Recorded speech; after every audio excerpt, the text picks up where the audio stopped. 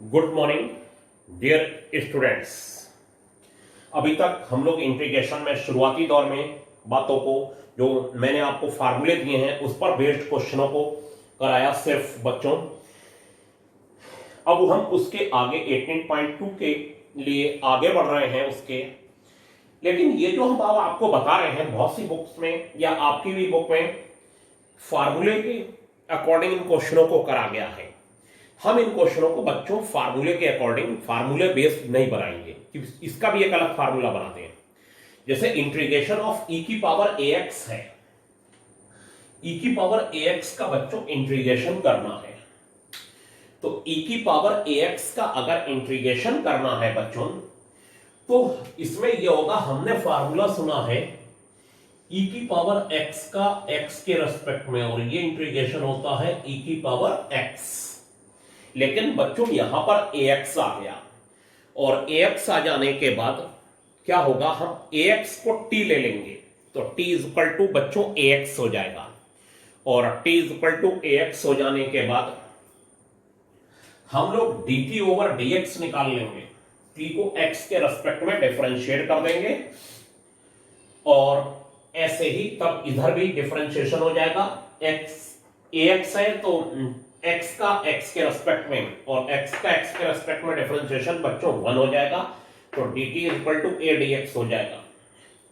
और dt is equal to बच्चों a dx हो जाने के बाद हमारे पास ये हो जाएगा मैटर कि dx is equal to 1 by a dt। ये हो गया dx is equal to 1 by a dt। तो बच्चों ये आ गया हमारे पास e की पावर t और ये हो गया 1 by a dt। और e की power t dt 1 by a plus c। तो ये हो गया बच्चों e की पावर ax अपॉन a और ये हो गया बच्चों प्लस c। और ये हो जाने के बाद इसको बहुत ही गंभीरता से समझा जाए। ये इतना लंबा पोर्शन तो सब लेट नहीं करा जा सकता, ये अगर हर क्वेश्चन में करने लगे। ए एक्स को हमने सिंगल टर्म बना लिया t और t इज इक्वल टू बच्चों ए एक्स हो गया और t को x के रेस्पेक्ट में डिफरेंशिएट कर दिया तो ये x के रेस्पेक्ट में अगर डिफरेंशिएट हो गया तो 1 आ गया तो dt is equal to a dx हो गया। तो बच्चों dx is equal to 1 by a dt हो जाएगा। dx इज इक्वल टू क्या हो जाएगा 1 by a dt। यहां पर ax को अगर मैंने t से बदला है तो dx को भी 1 by a dt से चेंज कर दिया जाएगा और बच्चों 1 by a बाहर आ जाएगा, ये हो जाएगा e की पावर t dt। और e की पावर t का इंटीग्रेशन हो जाएगा e की power t upon a plus c और t की वैल्यू हो जाएगी a की पावर सॉरी ax, t की वैल्यू ax। यानी अगर ax वेरिएबल t वेरिएबल में चेंज होगा तो dx भी dt से चेंज होगा, लेकिन dx 1 अपॉन dt से चेंज हुआ, 1 अपॉन a dt से चेंज हुआ। dx किससे चेंज हुआ बच्चों 1 अपॉन a dt से चेंज हो गया और इंटीग्रेशन आया e की power ax upon a plus c। और इसे ध्यान में रखा जाए, क्या ध्यान में रखा जाए कि e की पावर ax का बच्चों इंटीग्रेशन क्या हो चुका है, e की पावर ax अपॉन a और प्लस c ये हो चुका है। e की power ax upon a plus c हो चुका है, ये इंटीग्रेशन है बच्चों। ठीक, ये शॉर्टकट चलेगा, यहां पर ये ax equal to t, t equal to फिर ax और dt ओवर dx ये नहीं करना है कुछ भी। ठीक है, ये इंटीग्रेशन मैंने करके रख लिया कि इसका इंटीग्रेशन ये आया, इससे इसको भी शॉर्टकट में और बाद में समझाएंगे डायरेक्ट कर। अब ये मैं हटा दे रहा हूं यहां पर बोर्ड पर और मैं आपसे कह रहा हूं कि सीधे आप ax इक्वल टू t ले लीजिए और बच्चों ax इक्वल टू t लेने के बाद a वेरिएबल है, सॉरी a कांस्टेंट है, x वेरिएबल है और t यहां पर वेरिएबल है, x वेरिएबल को t वेरिएबल में चेंज करा गया।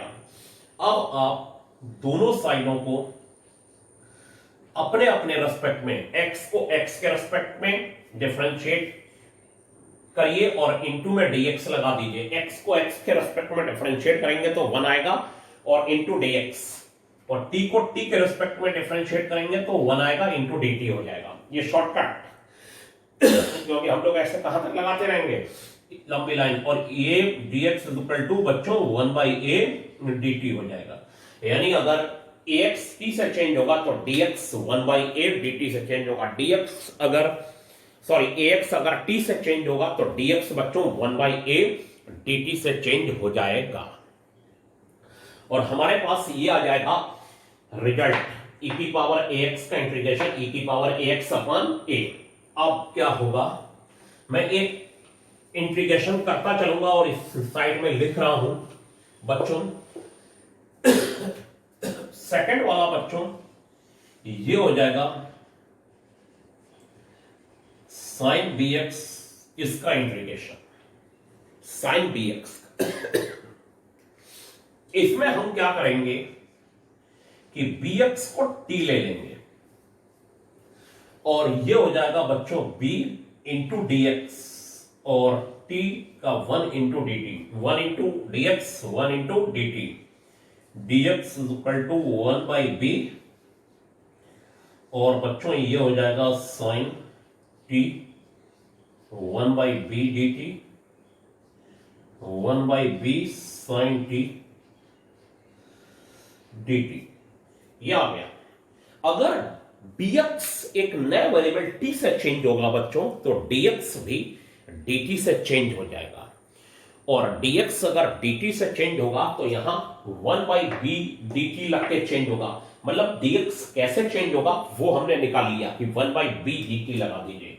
और बच्चों अब यहां पर हमारे पास 1/b और sin t dt में समझने को यह है कि हमने इंटीग्रेशन सुना है sin x dx का, sin t dt का, sin bx dx का नहीं सुना है, sin bx dx का। कौन यहां पर b अगर है लग गया ज्यादा, एक b और आ गया तब इंटीग्रेशन डायरेक्ट नहीं सुना है, अब सुनने लगेंगे इसे। अब बच्चों ये इंटीग्रेशन हो जाएगा 1/b माइनस का cos t प्लस c, और ये हो जाएगा 1/b cos bx plus c। बच्चों ये आ गया, इसको मैं यहां लिख लेता हूं, ये हो जाएगा sine bx dx is equal to minus 1/b cos bx plus c। ये हो गया बच्चों, ठीक है। ये उधर फिर लिख दिया। अब इसमें आप कुछ एक सिमिलरिटी देख रहे होंगे। अगर e की पावर x का इंटीग्रेशन किया तो आपने एक चीज देखी, e की पावर x का इंटीग्रेशन e की पावर x होता है, यहां ax है तो x का कोफिशिएंट अपान में आ गया, लेकिन शर्त एक है, यहां x होना चाहिए पावर 1 में। आप देख रहे हैं साइन bx में साइन x होता तो माइनस कॉस x हो जाता, और x का कोफिशिएंट अपान में आ गया इसमें, लेकिन x की पावर बच्चों 1 होनी चाहिए। बस ये बस सारा खेल ये है कि यहां पावर ये 1 होनी चाहिए। इसके बाद बच्चों एक और देखते हैं हम लोग, थर्ड इंटीग्रेशन। थर्ड इंटीग्रेशन में बच्चों ये कहा गया है कि cx मैं कांस्टेंट एक ऐसा लगा दे रहा हूं a b c 2 3 4 आप समझ सकते हैं, प्लस 4 की पावर 2 का इंटीग्रेशन। तो आप कहेंगे सर cx प्लस 4 की पावर 2 का इंटीग्रेशन करने के लिए होल स्क्वायर खोल दिया जाए, नो प्रॉब्लम, कोई प्रॉब्लम नहीं है। लेकिन होल स्क्वायर खोल के सबका अलग अलग इंटीग्रेशन कर दिया जाए तो हम कहेंगे ठीक है। लेकिन अगर ये पावर बच्चों 20 हो जाएगी तब आपको क्या करना है, तब आपको ये करना है, पावर 20 नहीं खोल सकते तो cx प्लस 4 को t ले लीजिए और ये c इंटू dx हो जाएगा। मैंने कहा x को x, फिर से सुनिए, c कांस्टेंट है, x को x के रेस्पेक्ट में डिफरेंशिएट करिए तो 1 आएगा, इंटू में dx लगाइए, 4 का डिफरेंशिएशन 0 हो जाएगा, और t को t के रेस्पेक्ट में डिफरेंशिएट कीजिए। ये मैं थोड़ी लाइनें बढ़ा रहा हूं, आप शॉर्टकट कर सकते हैं, t को t के रेस्पेक्ट में डिफरेंशिएट कीजिए 1 आएगा इंटू dt। तो बच्चों dx इज इक्वल टू हो जाएगा 1/c dt। तो बच्चों ये हो जाएगा टी की पावर 20 1/c dt, और ये आ जाएगा बच्चों 1/c टी की पावर 20 dt, और ये हो जाएगा आपका 1/c टी की पावर 21/21। अब वो यहां पर ये वाला c अलग है तो मैं c1 लगा देता हूं, ये कांस्टेंट ऑफ इंटीग्रेशन है, और ये वाला c अलग है, वो मैटर नहीं करता, वो इतने आप समझदार हैं कि वो दोनों को c एक सा नहीं मानेंगे आप, ठीक है, इतने आप मुझे लगता है पूरी तरीके से बच्चों समझदार हैं, ठीक है।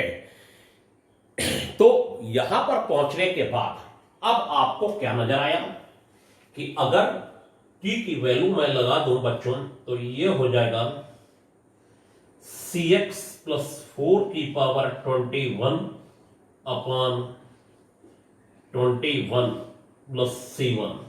अब ये नजर आया कि जरा देखिए, अगर ये cx प्लस 4 की पावर 20 dx है, यानी cx प्लस 4 की पावर 20 का x के रेस्पेक्ट में इंटीग्रेशन होना है बच्चों, तो सबसे पहला काम, अगर x की पावर 20 होती तो आता x की पावर 21/21, x की पावर 21/21। तो हम लोग इसमें ये काम करेंगे, cx प्लस 4 की पावर 20 का इंटीग्रेशन हो जाएगा cx प्लस 4 की पावर 21/21, जैसे x की पावर 21/21 आती, x की पावर n, x की पावर n प्लस 1/n+1, लेकिन यहां x का कोफिशिएंट क्या है, c, देखिए वो अपान में आ गया, x का कोफिशिएंट बच्चों c है, वो देखिए अपान में आ गया 1/c। इस बात को बहुत ज्यादा ध्यान रखिए, ये हो गया बच्चों कितना, 1/c, क्लियर, ठीक। यानी कि अगर ये पावर x की यहां पर 1 है बच्चों, लेकिन शर्त ये भी है, ये x की अंदर पावर 1 होनी चाहिए, यहां पर ये 1 होनी चाहिए, ये 1 होनी चाहिए, सब 1 होना चाहिए बच्चों।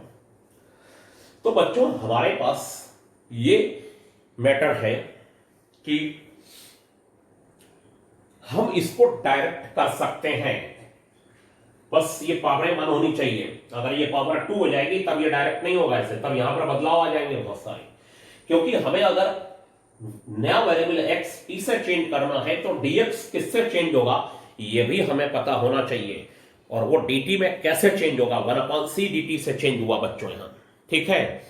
तो आपको ये बात बिल्कुल समझ में आ गई होगी डायरेक्ट करने का मेथड, ठीक। यहां पर ये 3 एग्जांपल बहुत कुछ बता रहे हैं, e की पावर x का e की पावर x मानिए, e की पावर x होता है, लेकिन x का कोफिशिएंट अपान में ले लीजिए, sin bx का माइनस cos x होता है अगर sin x होता, और x का कोफिशिएंट अपान में ले लीजिए, x की पावर 20, x की पावर 21/21 होती है, यहां cx प्लस 4x की जगह, तो वैसे ही cx प्लस 4 की पावर 21/21, लेकिन x का कोफिशिएंट अपान में ले लीजिए। तो यहां तक की बात मुझे लगता है आपको समझ में आ गई होगी बच्चों।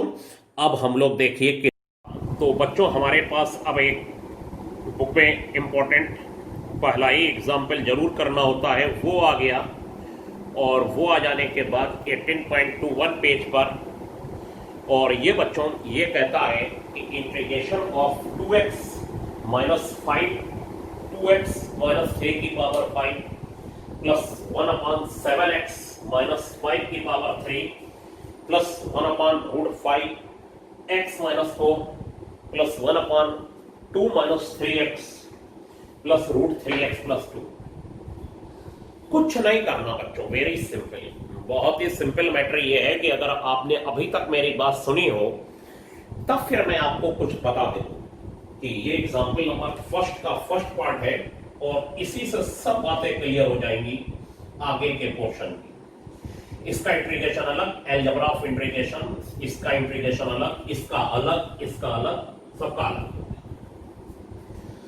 और ये सबका अलग कर लेने के बाद बच्चों 2x माइनस 3 की पावर 5, 7x माइनस 5 की पावर माइनस 3, 5x माइनस 4 की पावर माइनस 1/2, ये और ये सब आ गए। अब क्या होगा, डायरेक्ट करना शुरू करते हैं। 2x माइनस 3 की पावर 5 बच्चों ये हो जाएगी 2x माइनस 3 की पावर 6 अपॉन 6 इंटू 2, ये पावर 5 है तो ये 6 और 6 हो जाएगा और x का कोफिशिएंट बच्चों अपान में हो जाएगा 7x माइनस 5 की पावर बच्चों -3 + 1 यानी -2 हो जाएगी और x का कोफिशिएंट अपान में और बच्चों ये -2 हो जाएगा। और फिर बच्चों आगे 5x माइनस 4 की पावर -1/2 + 1/2 हो जाएगी और अपान में 5 होते हुए इंटू 1/2 हो जाएगा। और बच्चों ये हो जाएगा log 2 - 3x, क्योंकि यहाँ पावर 1 है ब्रैकेट की और अपान में बच्चों x का कोफिशिएंट और आ जाएगा और ये 3x + 2 की पावर बच्चों 3/2 हो जाएगी और अपान 3 इंटू 3/2 हो जाएगा। प्लस c तो आप जानते ही हैं कि वो तो लगना है और उसके बिना तो बिल्कुल भी काम नहीं चलेगा। ठीक है बच्चों, तो एक एक लाइन को मोतियों की तरह समझा जाए। देखिए x की पावर n + 1 अपॉन n + 1 ये हो गया 5 + 1 6 और नीचे 5 + 1 6 और x का कोफिशिएंट बच्चों अपान में आ गया। x का कोफिशिएंट क्या आ गया? अपान में।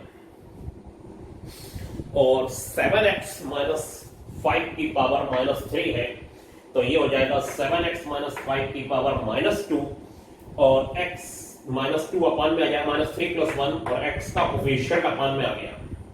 बच्चों ये 5x - 4 की पावर -1/2 है तो ये -1/2 + 1 1/2 हो जाएगा और अपान में 1/2 और x का कोफिशिएंट अपान में आ जाएगा। और ये है 1/2 - 3x, ये बच्चों log x हो जाएगा log 2 - 3x और x का कोफिशिएंट अपान में आ जाएगा -3 और ये 3x + 2 की पावर 1/2 + 1 3/2 और अपान 3/2 और x का कोफिशिएंट बच्चों अपान में आ गया। यहां पर बस आपको थोड़ा सा डाउट हो सकता है, बाकी डाउट में कोई प्रॉब्लम नहीं है। x की पावर n + 1 अपान n + 1 और x का कोफिशिएंट अपान में x की पावर n + 1 -3 + 1 -2 अपान x -2 और x का कोफिशिएंट अपान में सब में यही है और तो कुछ नया काम है नहीं, लेकिन बस इसमें थोड़ा सा बच्चों आप लोगों को कंफ्यूजन रहता है, मुझे पता है, तो वो मैं आपको खुद ही बता देता हूं। वो ऐसे बताने की कोशिश कर रहा हूं बच्चों कि अगर आपसे ये कहा जाएगा कि सीधे इंटीग्रेशन इसी का सिर्फ अगर मैं अलग से लिखूं कि ये इंटीग्रेशन ऑफ 1/2 - 3x, तो पहचानिए ऐसे बच्चों अंदर पावर 1 बाहर पावर 1 तभी मैटर बनेगा, अंदर की पावर 1 होनी चाहिए। और हम लेट कर ले पूरा क्वेश्चन करना है। चलिए ये t ऐसे और जैसे मैंने बताया वैसे करेंगे तब भी नंबर मिलते हैं। 2 का 0 बच्चों -3 इंटू dx और ये dt तो -3 dx = dt तो dx = -1/3 dt। ये हो जाने के बाद dx = -1/3 dt ये आ गया और ये बच्चों हो गया आपका देखिए 1/t और ये -1/3 dt -1/3 ये इधर आ गया और ये बच्चों 1/t dt और बच्चों 1/t का हो जाएगा log t। 1/t का क्या हो जाएगा बच्चों? log t।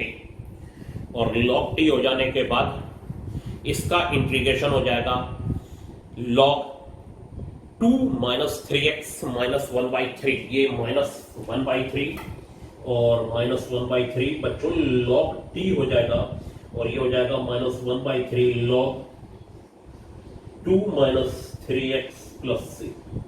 ये c तो यहां भी लगना चाहिए था। देखिए आगे ये हमने आपको पूरा क्वेश्चन करके दिखा दिया। 2 का डिफरेंशिएशन 0 -3x का -3 x का 1 × dx t का 1 × dt और dx का 1 -1/3 dt हो जाएगा और ये t हो गया 1/x dx log x होता है 1/t dt log t हो जाएगा बच्चों। ठीक है और t की वैल्यू हो जाएगी 2 - 3x। मेरे ख्याल से आपको बात बहुत अच्छे से समझ में आ गई होगी। ये जो पावर 1 है ये ऊपर नहीं जाती। जैसे 1/x का इंटीग्रेशन क्या होता है, log x, लेकिन 1/√x का तब ये पावर ऊपर जाके होता है x की पावर n के तरीके से, क्योंकि फार्मूले में लिखा है n -1 नहीं होना चाहिए। बिल्कुल क्लियर कट बातें आपको समझा दी गई हैं, ठीक है। तो उस क्लियर कट बातों में जैसे कि हम लोग सेकेंड एग्जाम्पल जो कर रहे हैं, सेकेंड का फर्स्ट पार्ट, और वो है sec स्क्वायर 7 - 4x dx, इसका इंटीग्रेशन करना है बच्चों। सीधा सीधा मैटर है, sec स्क्वायर x का इंटीग्रेशन होता है 10x और प्लस c होता है बच्चों, ठीक है। तो sec स्क्वायर 7 - 4x का होगा 10, 7 - 4x, और x का कोफिशिएंट अपान में आ जाएगा -4 और प्लस c हो जाएगा बच्चों। मुझे लगता है आपको बिल्कुल बात समझ में आई होगी।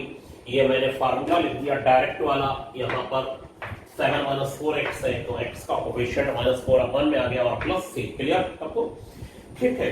अब आप 18.3 में अगर कुछ क्वेश्चन जैसे 5 ही क्वेश्चन अगर आज करेंगे तो उसका आंसर मिलाने की कोशिश करिए।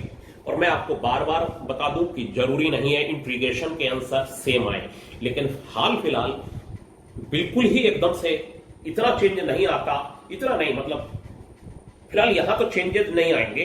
जब आने लगेंगे बहुत सारे तब हम आपको बताने लगेंगे कि वो 2 आंसर कैसे हो सकते हैं और क्यों हो सकते हैं, वो हम बता देंगे आपको। और वो देखने में अलग होंगे, वैल्यू उनकी क्या होगी, वो सब बात की चर्चाएं हैं अभी तो आप फिलहाल आंसर मिलाते हुए काम करिए, और नहीं होता है तो आप मुझे बताइए।